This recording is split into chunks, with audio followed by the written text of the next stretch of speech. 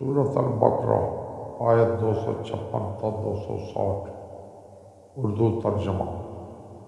شروع کرتا ہوں اللہ پاک کے بابرکت نام سے جو بڑا مہربان اور نہایت رحم والا ہے۔ دین میں کسی طرح کا جبر نہیں ہے۔ ہدایت گمراہی سے الگ اور واضح ہو چکی ہے۔ اب جو شخص بھی طاغوت کا انکار کر کے اللہ پر ایمان لے آئے وہ اس کی مضبوط رسی سے منسلک ہو گیا ہے جس کے ٹوٹنے کا امکان نہیں ہے، اور خدا سمیع بھی ہے اور علیم بھی ہے۔ اللہ صاحب ایمان کا ولی ہے، وہ انہیں تاریکیوں سے نکال کر روشنی میں لے آتا ہے، اور کفار کے ولی طاغوت ہیں جو انہیں روشنی سے نکال کر اندھیروں میں لے جاتے ہیں۔ یہی لوگ جہنمی ہیں اور وہاں ہمیشہ رہنے والے ہیں۔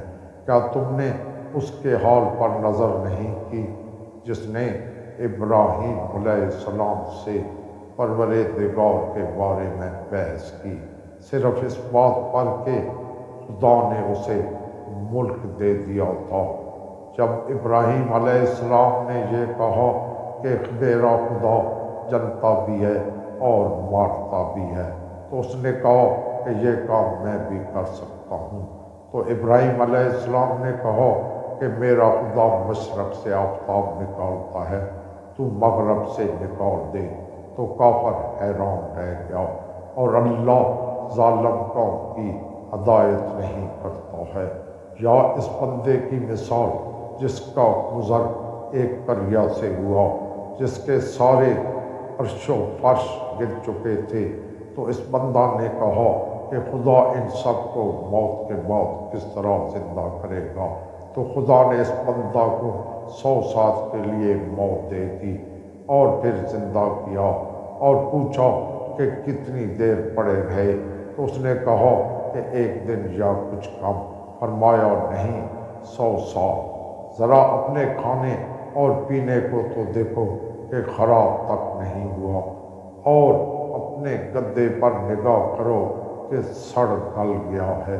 اور ہم اسی طرح تمہیں لوگوں کے لیے ایک نشانی بنانا چاہتے ہیں۔ پھر ان ہڈیوں کو دیکھو کہ ہم کس طرح جوڑ کر ان پر گوشت چڑھاتے ہیں۔ پھر جب ان پر یہ بات واضح ہو گئی تو بے ساختہ آواز دی کہ مجھے معلوم ہے کہ خدا ہر شے پر قادر ہے۔ اور اس موقع کو یاد کرو جب ابراہیم علیہ السلام نے التجاج کی کہ پروردگار مجھے یہ دکھا دے کہ تم مردوں کو کس طرح زندہ کرتا ہے۔ ارشاد ہوا کیا تمہارا ایمان نہیں؟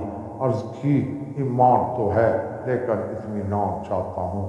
ارشاد ہوا کہ 4 طائر پکڑ لو اور انہیں اپنے آپ سے مانوس کرو، پھر ٹکڑے ٹکڑے کر کے ہر پہاڑ پر ایک حصہ رکھ دو، پھر آواز دو، وہ سب دوڑتے ہوئے آ جائیں گے۔ اور یاد رکھو کہ خدا صاحب عزت بھی ہے اور صاحب